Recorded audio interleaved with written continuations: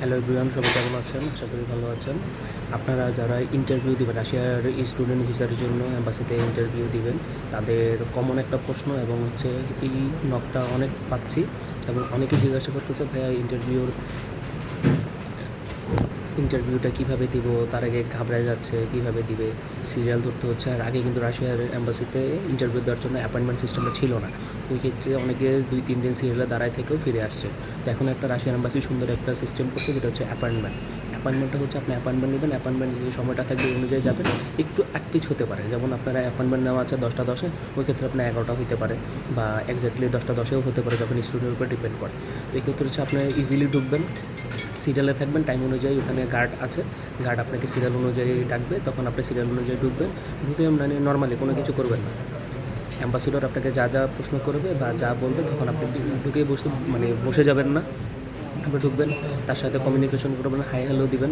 এরপরে দেখবেন সে আপনাকে কী বলে। হ্যাঁ, সে যদি আপনাকে বসতে বলে বসবেন, নাহলে আপনি তাকে জিজ্ঞাসা করবেন, স্যার আমি কি বসতে পারি? তারপরে হচ্ছে আর কমন যে এইটা, সেটা হচ্ছে আপনাকে ঢুকেই মনে করেন আপনার নাম জিজ্ঞাসা করবে, তারপর হচ্ছে আপনার কোন ইউনিভার্সিটিতে যাচ্ছেন, তারপর হচ্ছে কোন সাবজেক্টে যাচ্ছেন, আপনার ফিউচার জব কী, আপনি ভবিষ্যতে কী কাজ করতে চাচ্ছেন। এটা ওরা বেশি ডিপেন্ড করে আপনি যে সাবজেক্টে পড়তেছেন এবং ভবিষ্যতে যে আপনি জব করবেন বা কী করবেন, এটার সাথে এটা কোনো রিলেটেড আছে কিনা।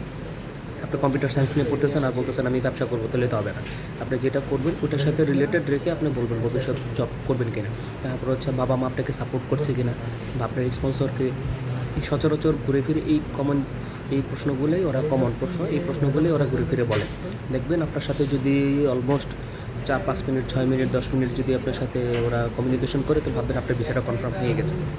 আর আপনার ঢুকবেন, আপনার সাথে 1-2 মিনিট কথা বলে আপনাকে বলবে ঠিক আছে, ওকে ইউ ক্যান গো। যখন আপনাকে চলে যেতে বলবো, তখন বলবেন আপনার ভিসাটা হওয়ার সম্ভাবনা খুবই কম। মানে হবে না সেটা বলতে পারছি না, কিন্তু না হওয়ার সম্ভাবনা খুবই কম। যখন ও আপনার সাথে একটু বেশি সময় কমিউনিকেশন করবে, ওই ক্ষেত্রে পসিবিলিটিটা বেশি হয় যে আপনার ভিসা পাওয়ার পসিবিলিটি অনেক বেশি। ধন্যবাদ।